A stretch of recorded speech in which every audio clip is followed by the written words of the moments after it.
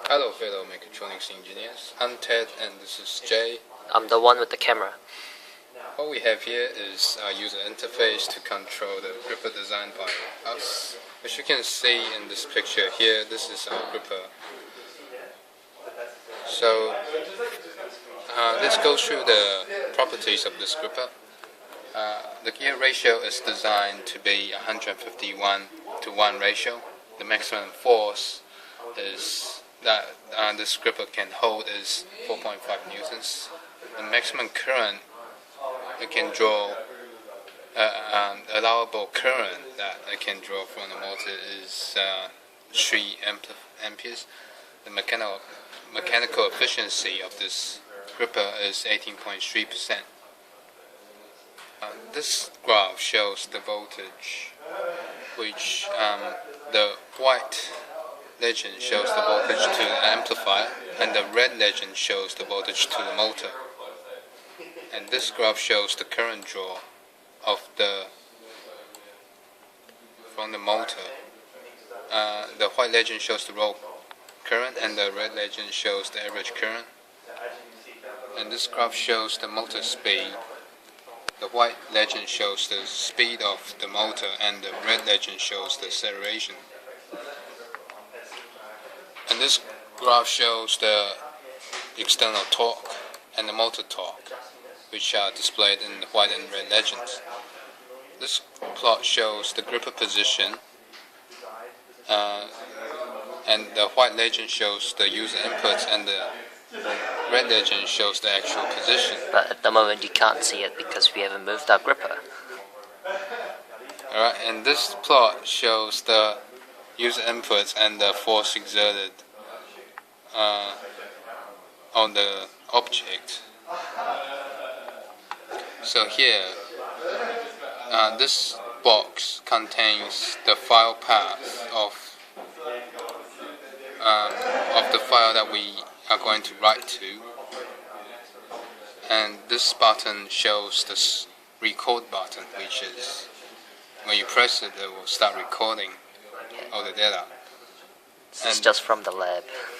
This box shows the PID values for position and the force PID values. So in this box, there are 4 tabs that we can configure. The first tab shows the channels, which defines the physical channels of the NI-Alvis board.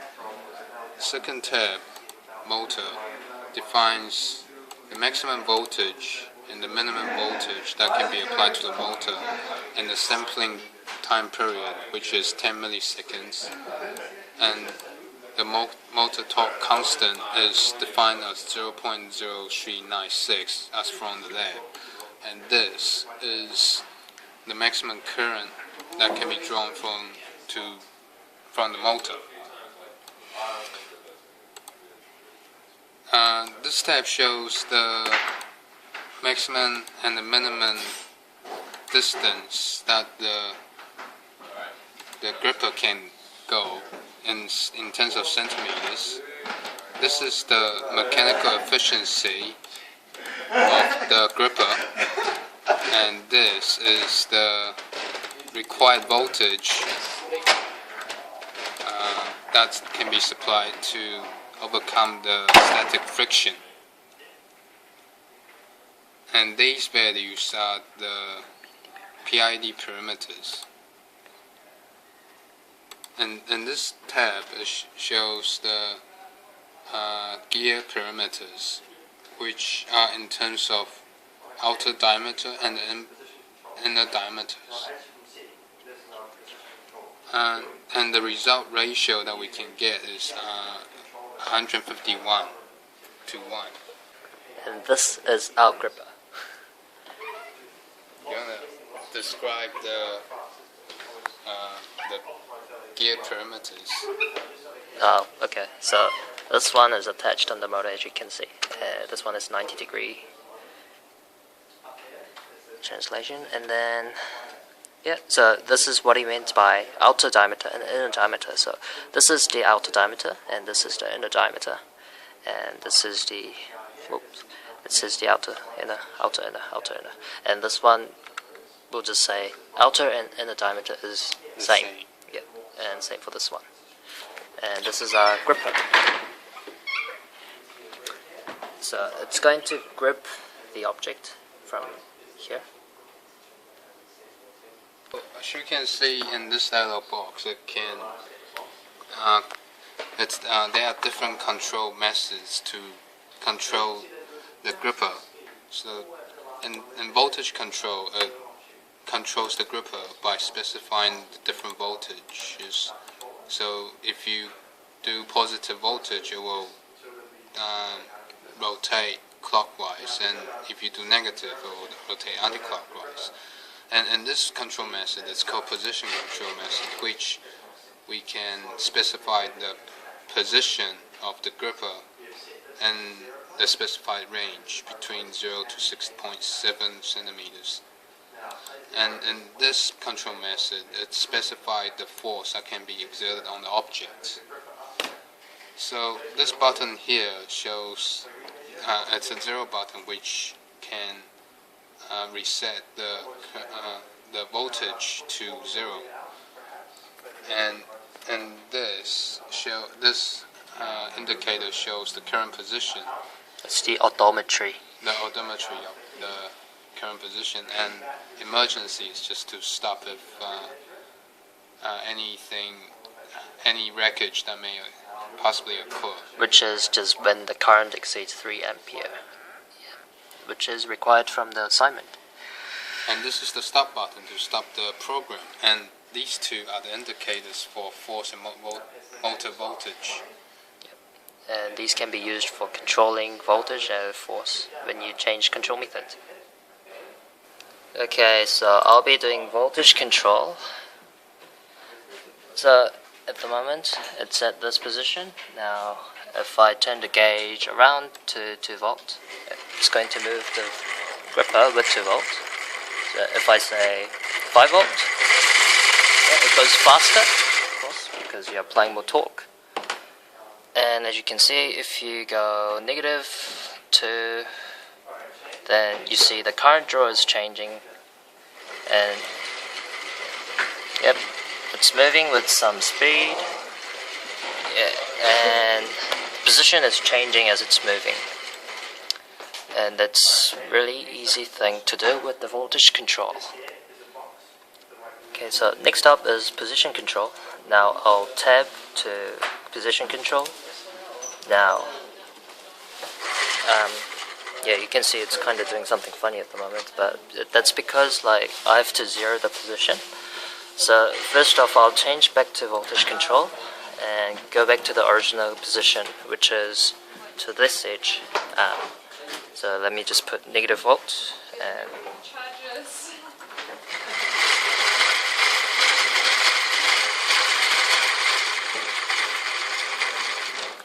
okay, so and then now you can see the current position is something -0.61, but I want to 0 this position, so I press 0 and then just release that button. Yep. Okay, now I moved the gripper position to about 2 centimeters.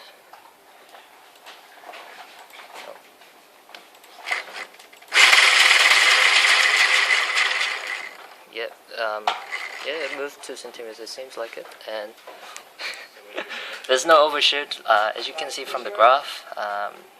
Yeah, there's no overshoot, reached a steady state. Now I change it with, also I'll just drag it around, and you can see it's moving as I drag the gripper position.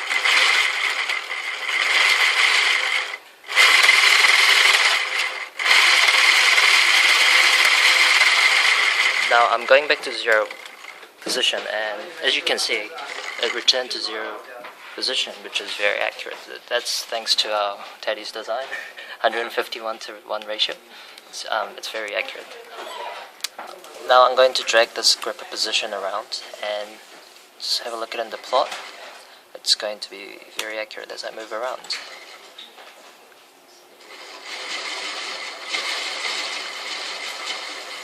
So as you can see, our PID value can make it very accurate. It just follows as I drag the stuff around, and eventually I'm going back to 0, and yes, it did return to 0 position. Let us try, say, 3 centimeters.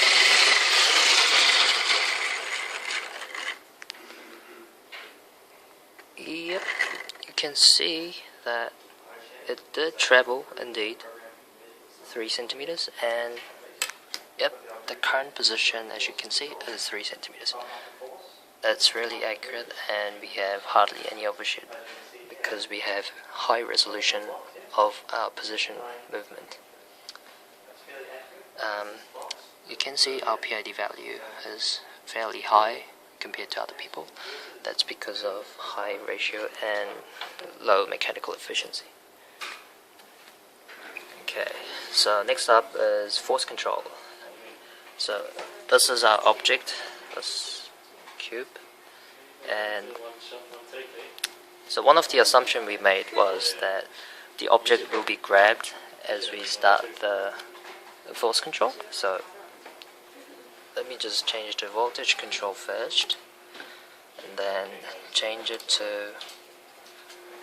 so that it just grabs the object.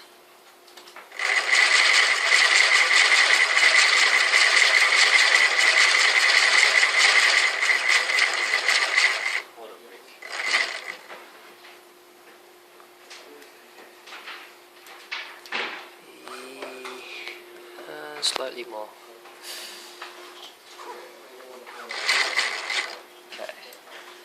Okay, now it's grabbing the object. Now I'll just go back to 0, and then I'll start force control now. Okay, so now if I go, you can see that force plot has changed automatically. Woohoo. Now I go for, so let's say I apply 1.5 Newton, and as you can see from the graph, yep, it's applying 1.5 Newton with no steady state error, and it's applying approximately 1.4 volts. Object size is at the moment not working at the moment because I zeroed in the wrong position. Okay, now increase force to up to 2 Newton. Yep, and eventually it returns to 2 Newton. And the force applied is 2.26 volt. And current draw is about 0.84 ampere. Yep, so I'm applying 3.5 volts, and yeah, it's still withstanding a little bit, but so if I increase it even further, yeah, but as you can see, the force control is actually working really well. Oh, I didn't actually expect it won't work at the moment. yeah, so yeah, at the moment it's applying 4.7 volts with about 3.75 Newton. Okay, just scratch what I said earlier. Yeah, it's applying with pretty well defined force plot. Yeah, eventually, that's our maximum force limit. Yeah, it will never reach above that value. And yeah, as you can see, voltage applied is 5 volt, and our PID value is thus. Thank you.